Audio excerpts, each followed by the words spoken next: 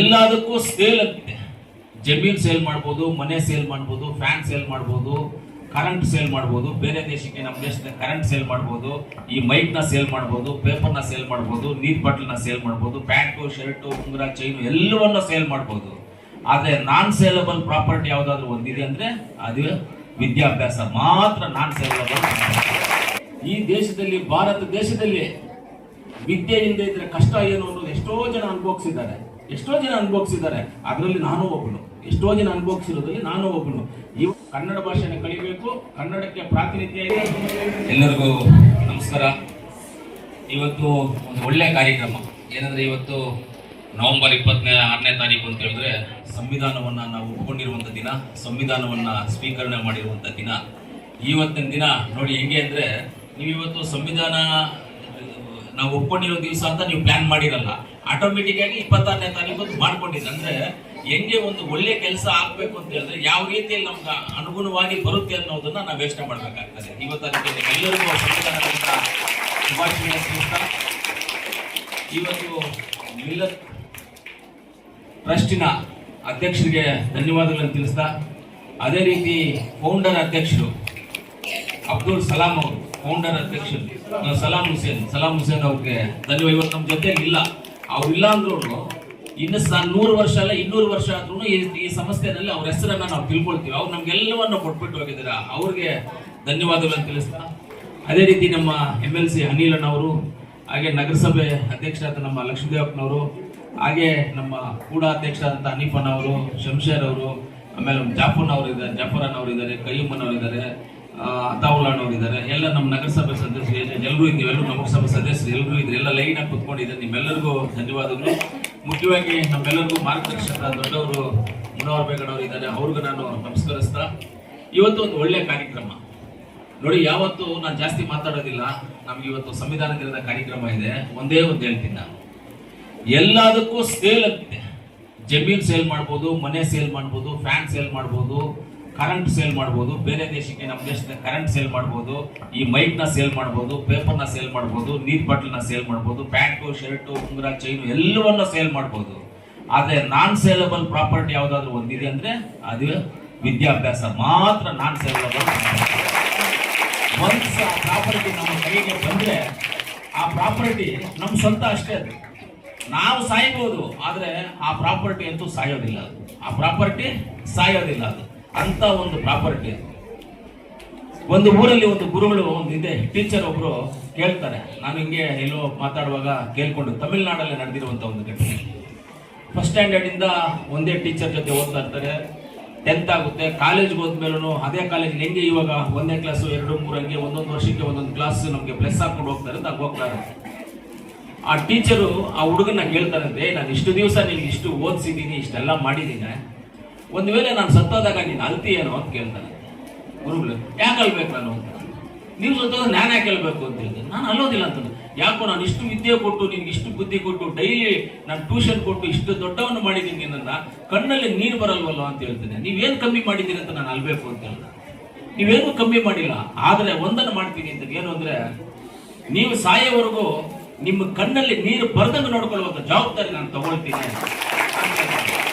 ಈ ಜವಾಬ್ದಾರಿ ಎಲ್ಲ ಬಂದಿರೋದು ಯಾರಿಂದ ಅಂದ್ರೆ ನಿಮ್ಮಿಂದಾನೆ ಬಂದಿರೋದ್ರಿಂದ ಗುರುಗಳಿಗೆ ಹೇಳ್ತಾನೆ ಹುಡುಗ, ಯಾಕೆ ನಿಮ್ಗೆ ನನ್ನ ಕಣ್ಣಲ್ಲಿ ನೀರು ಬರಬೇಕು, ನೀವೇನು ಕಮ್ಮಿ ಮಾಡಿದ್ರೆ ಏನೂ ಇಲ್ಲ ಅಂತ. ಆ ರೀತಿಯಲ್ಲಿ ಇವಾಗ ಮಕ್ಕಳು ಅಷ್ಟೇ, ಮನೆಯಿಂದ ಇಲ್ಲಿ ಬರೋದಕ್ಕೆ ಒಂದು ಟಾರ್ಗೆಟ್ ಇದೆ ನಿಮಗೆ. ಬೆಳಗ್ಗೆ ನಾನು ಎದ್ದೇಳಬೇಕು, ಮನೆಗೆ ಹೋಗ್ಬೇಕು, ಮನೆಯಲ್ಲಿ ನಾನು ತಿಂಡಿ ತಿನ್ಬೇಕು, ಸ್ಕೂಲ್ಗೆ ಹೋಗ್ಬೇಕು ಅಂತ ಡೈಲಿ ಒಂದು ಟಾರ್ಗೆಟ್ ಇದೆಯಲ್ಲ ನಿಮ್ಗೆ, ಇಲ್ಲಿ ಬರಬೇಕು, ಓದಬೇಕು ಅನ್ನೋದು. ನೀವು ಅದೇ ಟಾರ್ಗೆಟ್ ಎಕ್ಸ್ಟೆಂಡ್ ಮಾಡ್ಕೊಳ್ಳಿ. ಎಕ್ಸ್ಟೆಂಡ್ ಮಾಡ್ಕೊಂಡು ಅಂದ್ರೆ, ನಾನು ಡಿಗ್ರಿ ಮಾಡಬೇಕು, IAS ಮಾಡಬೇಕು, IPS ಮಾಡಬೇಕು, ಟೀಚರ್ ಆಗಬೇಕು, ಒಂದು ರೆವಿನ್ಯೂ ಆಫೀಸರ್ ಆಗಬೇಕು, ಒಂದು DC ಆಗಬೇಕು, ಇಲ್ಲ ಒಂದು ಡಾಕ್ಟರ್ ಆಗಬೇಕು, ಒಂದು ಇಂಜಿನಿಯರ್ ಆಗಬೇಕು, ಯಾವುದನ್ನ ಒಂದು ಪೊಲಿಟಿಷಿಯನ್ ಆಗಬೇಕು ಅಂತ ನೀವೇ ಆಯ್ಕೆ ಮಾಡ್ಕೊಂಡು ಆ ಗುರಿಯನ್ನು ಮುಟ್ಟಬಹುದು. ಹೆಂಗೆ ನಿಮ್ಮ ಮನೆಯಿಂದ ನೀವು ಶಾಲೆಗೆ ಬಂದು ರೀಚ್ ಆಗ್ತೀರಾ, ಅದೇ ರೀತಿಯಲ್ಲಿ ನೀವು ಮನಸ್ಸು ಮಾಡಿದ್ರೆ ಆ ಗುರಿಯನ್ನು ಮೀಟ್ ಮಾಡೋದಕ್ಕೂ ರೀಚ್ ಆಗೋದಕ್ಕೂ ನಿಮಗೆ ಅವಕಾಶಗಳಿರ್ತವೆ. ವಿದ್ಯೆ ಅನ್ನೋದು ಯಾರು ಸೊತ್ತು ಅಲ್ಲ, ನಮ್ಮ ಸ್ವಂತ ಸೊತ್ತು.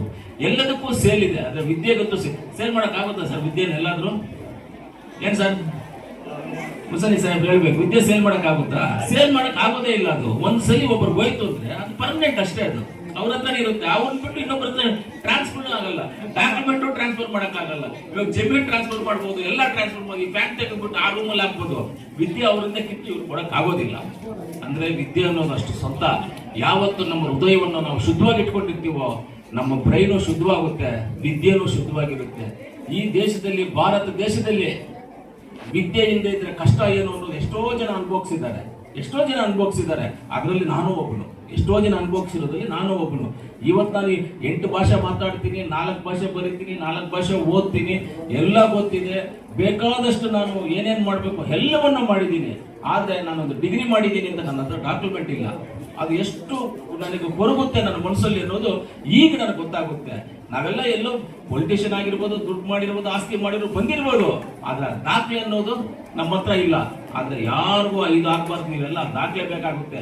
ಆ ದಾಖಲೆ ಇದ್ದಾಗ ಎಲ್ಲೋ ಒಂದ್ ಜಾಗದಲ್ಲಿ ನಿಮಗೆ ಅದಕ್ಕೆ ಗೌರವ ಮರ್ಯಾದೆ ದಾಖಲೆ ಸಿಕ್ಕುತ್ತೆ ನಿಮಗೆ.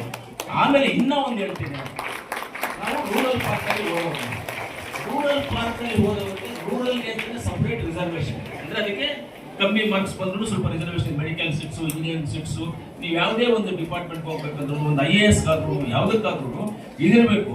ಆಮೇಲೆ ಕನ್ನಡ ಭಾಷೆಗೂ ಇದೆ ಅದರಲ್ಲೂ ಕನ್ನಡ ಭಾಷೆ ಕರೆಕ್ಟ್ ಆಗಿ ಮಾತಾಡ್ತಾರೆ ಅಂದ್ರೆ ಅದರಲ್ಲೂ ಇನ್ನ ಸ್ವಲ್ಪ ಪ್ರಯಾರಿಟಿ ಜಾಸ್ತಿ ಇದೆ. ಅದರಿಂದ ನೀವೆಲ್ಲರೂ ರೂರಲ್ನಲ್ಲಿ ಓದ್ತಾ ಇರುವಂತವರು ಕನ್ನಡ ಭಾಷೆನ ಕಲಿಬೇಕು. ಕನ್ನಡಕ್ಕೆ ಪ್ರಾತಿನಿಧ್ಯ ಇದೆ. ಕನ್ನಡ ಭಾಷೆ ಕಲಿಯೋರಿಗೆ 10 ಮಾರ್ಕ್ಸ್ ಬಂದ್ರೆ ನಿಮ್ಗೊಂದು ಕೆಲಸ, ಕನ್ನಡ ಮಾತಾಡ್ತೀವಿ ಅಂದ್ರೆ 8 ಮಾರ್ಕ್ಸ್ ಬಂದ್ರೆ ನಿಮ್ಗೆ ಕೆಲಸ ಸಿಗುತ್ತೆ, ಆ ಕಾಲೇಜ್ ಸೀಟ್ ಸಿಗುತ್ತೆ. ಆ ರೀತಿ ಎಕ್ಸಾಂಪಲ್ಗೆ ನಮ್ಮ ಗ್ರೂಪ್ನಲ್ಲಿ ಪ್ರಭಾಕರ್ ಅಂತ, ಮೊದಲು ಅವ್ರು ಏನು ಬರ್ದಿರಲಿಲ್ಲ, ಮೆಡಿಕಲ್ ಸೀಟ್ ಸಿಗಿಲ್ಲ. ಆಮೇಲೆ ರೂರಲ್ ಅಲ್ಲಿ ಓದಿರೋದು ಕನ್ನಡ ಭಾಷೆ ಓದಿರೋದು ಅಂತ ಬರ್ದಿದ್ದಕ್ಕೆ ಅವತ್ತು ಬಂದಿದ್ದ ಮಾರ್ಕ್ಸ್ ಒಂದ್ಸಲ 10 ಬಂದಿರುತ್ತೆ, ಅದಕ್ಕಿಂತ ಜಾಸ್ತಿ ಆಗ್ಬಿಡುತ್ತೆ. ಮಾರ್ಕ್ಸ್ ಜಾಸ್ತಿ ಅಂದ್ರೆ ಮಾರ್ಕ್ಸ್ ಕರೆಕ್ಟ್ ಆಗಿ ಬರೋದಿಲ್ಲ. ಆಮೇಲೆ ಕನ್ನಡ ಅಂತ ಇದೆಯಲ್ಲ, ಅದಕ್ಕೆ ಅವ್ರು ಮೆಡಿಕಲ್ ಸೀಟ್ ಸಿಕ್ಬಿಟ್ಟು ಇವತ್ತು ಡಾಕ್ಟರ್ ಆಗಿದ್ದಾರೆ. ರಾಜೇಂದ್ರಲ್ಲಿ ಹಾಸ್ಪಿಟಲ್ ಇವತ್ತು ಡಾಕ್ಟರ್ ಆಗಿ ಕೆಲಸ ಮಾಡ್ತಾ ಇದ್ದಾರೆ, ಗೌರ್ಮೆಂಟ್ ಡಾಕ್ಟರ್ ಆಗಿ ಕೆಲಸ ಮಾಡ್ತಾ ಇದ್ದಾರೆ. ಅದರಿಂದ ಇದೆಲ್ಲ ಐಡಿಯಾ ಇರಬೇಕು ಅಂತ ಹೇಳ್ತಾ, ಆಮೇಲೆ ಸಂಸ್ಥೆಗಳು, ವಿದ್ಯಾಸಂಸ್ಥೆಗಳು ಅಂತ ಹೇಳಿದ್ರೆ ಒಂಥರ ತಾಯಿ ಹೊಟ್ಟೆ ಇದ್ದಂಗೆ. ಈ ತಾಯಿ ಹೊಟ್ಟೆನಲ್ಲಿ ಮಗುನ ಆ ತಾಯಿ 9 ತಿಂಗಳು ಹೆಂಗ್ ಸಾಕ್ತಾರೋ, ಈ ಟೀಚರ್ಸ್ ಎಲ್ಲ ತಂದೆ ತಾಯಿ ಸಮಾನ ನಿಮ್ಮನ್ನೆಲ್ಲ ಇಲ್ಲಿ ಸಾಕ್ತಾರೆ. ಅವ್ರು ಹೇಳಿದ ಬುದ್ಧಿ, ಜ್ಞಾನ, ತಿಳುವಳಿಕೆಯನ್ನ ಇಲ್ಲಿ ಮನೆಗೆ ಹೋಗಿ ತಂದೆ ತಾಯಿ ಜೊತೆ ಶೇರ್ ಮಾಡ್ಕೋಬೇಕು, ನೀವು ಮಾತಾಡ್ಕೋಬೇಕು. ನಮ್ಮ ಟೀಚರ್ ಈ ತರ ಹೇಳಿದ್ರು, ನಮ್ಮ ಮಾಸ್ಟರ್ ಈ ತರ ಹೇಳಿದ್ರು, ಇವತ್ತು ಇದನ್ನ ನನಗೆ ಎಕ್ಸ್ಪ್ಲೈನ್ ಮಾಡಿದ್ದಾರೆ, ಇದನ್ನ ನನಗೆ ಪಾಠ ಹೇಳ್ಕೊಟ್ಟಿದ್ದಾರೆ ಅಂತ ಮನೆಯಲ್ಲಿ ನೀವು ಇದನ್ನ ಚರ್ಚೆ ಮಾಡ್ಬೇಕು. ಆವಾಗ ನಿಮ್ಮ ಮನಸ್ಸಲ್ಲಿ ಅದು ಕುತ್ಕೊಳ್ಳುತ್ತೆ ನಿಮಗೆ. ಅದರಿಂದ ಆಮೇಲೆ ಹೇಳಿದ್ರು, ಈ ಮಿಲ್ಲತ್ ಸಂಸ್ಥೆ ಇನ್ನ ಹೆಚ್ಚಿಗೆ ಅಭಿವೃದ್ಧಿ ಆಗಬೇಕು. ಈ ಅಭಿವೃದ್ಧಿ ಆಗೋದಕ್ಕೆ ನಾವೆಲ್ಲರೂ ಜೊತೆಗಿರ್ತೀವಿ. ಆಮೇಲೆ ಯೂನಿಫಾರ್ಮ್ಸ್ ಕೊಟ್ಟಿದ್ದಾರೆ ಅಂತ ಹೇಳ್ತೀವಿ, ಕೊಡೋದಕ್ಕೆ 1000 ಜನ ಇರ್ತಾರೆ ಸರ್, ತಗೊಳ್ಳೋದಕ್ಕೆ ದೇವರು ಅವಕಾಶ ಕೊಡಬೇಕು.